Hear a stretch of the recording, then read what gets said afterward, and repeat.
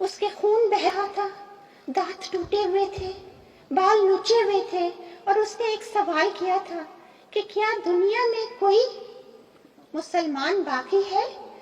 کیا پاکستان کے اوپر قبضہ ہو گیا ہے؟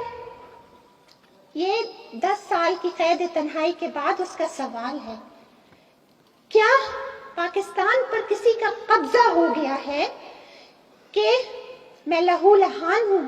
اور کیوں کہ میرے کپڑے اتارے گئے اور قرآن پاک میرے قدموں پہ پھینکا گیا. یہ حافظ قرآن، یہ عالمہ، یہ MIT اور برینڈائز جیسی یونیورسٹیز کی ایوارڈ یافتہ ویلیڈیکٹیرین، اس کے کپڑے اتارے گئے، قرآن پھینکا گیا اور کہا گیا کہ جب تک اس کے اوپر سے چلو گی نہیں تمہیں عدالت میں نہیں لے کے جایا جائے گا، تمہیں اسی طرح لے کے جایا جائے گا، کپڑے نہیں دیے جائیں گے. اور جب چلنے سے انکار کیا تو مار مار کے لہو لہان اور بے ہوش کر دیا. اس نے ایک سوال کیا کہ میری نہیں، کلام پاک کی بے حرمتی تو رکوا دیجیے. کوئی ایک مسلمان نہیں، کوئی کیا پورے بھرے پاکستان میں ایک شہدائی رسول نہیں کہ وہ کلام پاک جو نبی کریم صلی اللہ علیہ وسلم کے سینے پہ اترا تھا، نعوذ باللہ اس کے ورق پھاڑ پھاڑ کے اس کے اوپر چلنے کو کہتے ہیں مجھے، برا نہ کر کے وہ بھی.